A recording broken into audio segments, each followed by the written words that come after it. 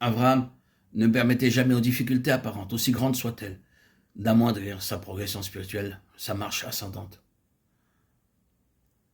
Il y avait avec Abraham ce conflit entre le spirituel et le charnel. Non seulement entre le spirituel et le temporel, mais entre le spirituel et le charnel. Ce conflit vint de l'intérieur, dans ce que nous pouvons appeler le cercle domestique. Il était dans la famille, dans le sang, il était dans Lot. Je parle spirituellement, j'interprète Lot comme représentant quelque chose qui n'appartient pas seulement objectivement à la famille chrétienne, mais ce Lot qui est dans notre propre nature, subjectivement, ce conflit charnel qui se manifeste contre le spirituel, entre le terrestre et le céleste. Ici, vous voyez, il y a Lot, et il est du même sang qu'Abraham, mais dans le sang, dans la famille, il y a cette marque charnelle. Lot et sa mondanité, sa pensée mondaine, sa vision mondaine, son ambition mondaine, son impatience mondaine. Il n'y a aucune vision céleste dans Lot. Et il est si proche, si étroitement près d'Abraham. Abraham côtoie la menace d'une opposition à sa marche spirituelle dans son sang même. C'est là, c'est en nous, et c'est dans la famille chrétienne. C'est si proche, sans cesse, très près. Cette tendance à s'installer, à posséder des choses ici-bas, et rechercher des choses que l'on voit. La satisfaction de l'âme. Ce repos qui n'est pas le vrai repos, mais que nous pensons être le repos. Beaucoup parmi vous savent de quoi je veux parler. Vous savez combien de fois, naturellement, nous désirons le repos, nous essayons de l'obtenir. Et nous essayons souvent de l'obtenir. Mais nous ne l'obtenons que dans le Seigneur. Nous trouvons notre réel repos dans les choses célestes et pas en ayant des vacances. Mais voilà, c'est là. Essayons toujours de nous attirer au loin pour nous faire courir encore plus loin.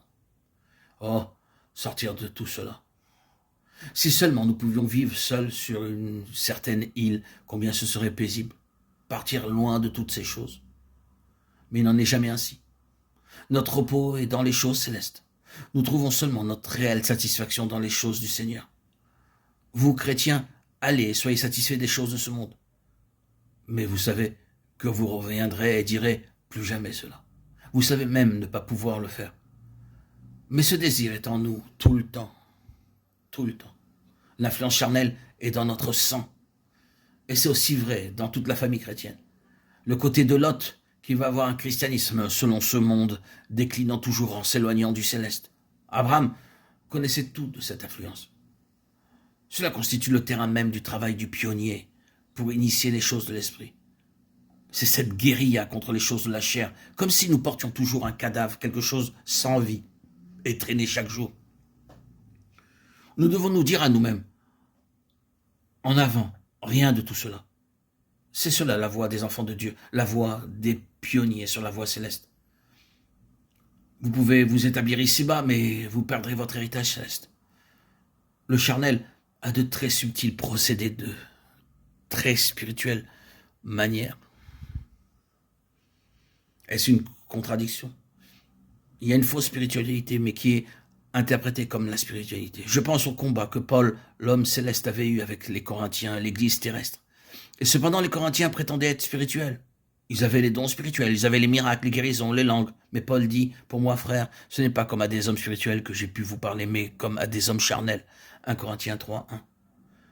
Ce qui est charnel peut avoir des manières apparemment spirituelles.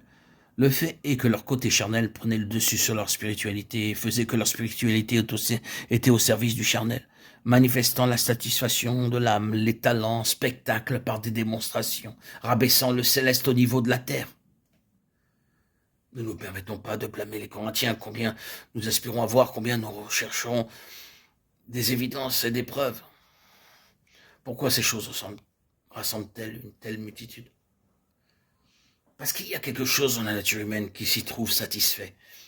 Il est infiniment plus difficile de marcher dans la voie céleste que vous ne connaissez pas et que vous ne voyez pas. Mais c'est ainsi que le pionnier spirituel héritera pour les autres.